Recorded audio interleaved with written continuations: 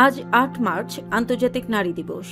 আজকের পদক্ষেপ আগামীর ন্যায় বিচার, সুরক্ষিত হোক নারী ও কন্যার অধিকার। এই প্রতিপাদ্য নিয়ে বিশ্বের অন্যান্য দেশের মতো বাংলাদেশেও বিভিন্ন আয়োজনের মধ্যে দিয়ে দিবসটি পালিত হচ্ছে।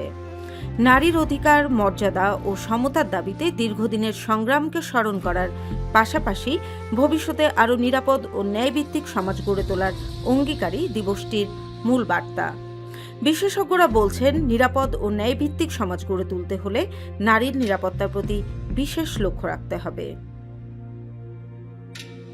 অথচ বাস্তবতা হচ্ছে, গত এক বছরে নারীর প্রতি সহিংসতা আগের তুলনায় বেড়েছে 27 ভাগ। পুলিশ সদর দপ্তরের তথ্য অনুসারে 2025 সালে নারী ও শিশু নির্যাতনের অভিযোগে সারা দেশে মামলা হয়েছে 21,939টি। নারী ও শিশু নির্যাতন দমন আইনের আওতায় 9টি অভিযোগে এসব মামলা করা হয়। সেগুলো হলো ধর্ষণ ও ধর্ষণের কারণে মৃত্যু, বিয়ের প্রলোভনে যৌন সম্পর্ক স্থাপন, যৌন পীড়ন, যৌতুক, আত্মহত্যার প্ররোচনা, অপহরণ, মুক্তিপণ আদায়, ভিক্ষাবৃত্তির উদ্দেশ্যে শিশুর অঙ্গহানি এবং দহনকারী পদার্থ দিয়ে সংঘটিত অপরাধ। 2025 সালে হওয়া মামলার মধ্যে 7,068টি মামলা ধর্ষণের অভিযোগের। ভুক্তভোগীদের মধ্যে প্রাপ্তবয়স্ক নারী 5,171 জন ও শিশু 1,897 জন। 2024 সালের তুলনায় গত বছর নারী নির্যাতনের মামলার সংখ্যা 25% বেড়েছে। 2024 সালে 17,571টি মামলা করা হয়। এর মধ্যে ধর্ষণের মামলা ছিল 5,566টি। তার আগে 2023 সালে 18,941টি, 2022 সালে 21,766টি এবং 2021 সালে 22,136টি মামলা হয়েছিল নারী নির্যাতনের অভিযোগে। উচ্চ আদালতের তথ্য অনুসারে গত বছর 31 ডিসেম্বর পর্যন্ত সারা দেশের 99টি নারী ও শিশু নির্যাতন দমন ট্রাইব্যুনালে 1,32,160টি মামলা বিচারাধীন ছিল।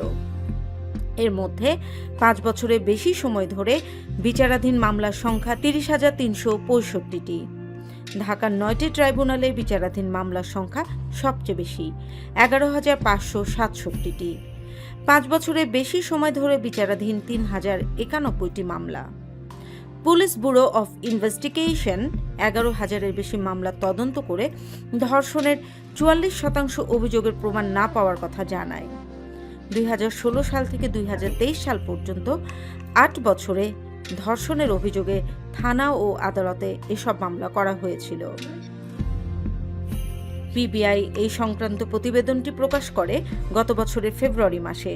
তবে কর্মকর্তারা জানিয়েছেন, প্রমাণিত না হওয়া মামলার অন্তত 30%ই সত্য। সাক্ষ্য প্রমাণের অভাবে, বাদীর অনীহা আর তদন্ত কর্মকর্তার অদক্ষতার তদন্তে প্রমাণ করা সম্ভব হয়নি এসব মামলা। নারী দিবসের প্রতিপাদ্য অর্জন করতে হলে নারীর প্রতি নির্যাতনের বিষয়টিকে অগ্রাধিকার হিসেবে চিহ্নিত করে ব্যবস্থা নেওয়ার কথা বলছেন মানবাধিকার কর্মীরা। তাদের মতে, মামলার ক্ষেত্রে ভুক্তভোগীর আর্থিক, আইনি ও স্বাস্থ্যগত সহায়তা দরকার।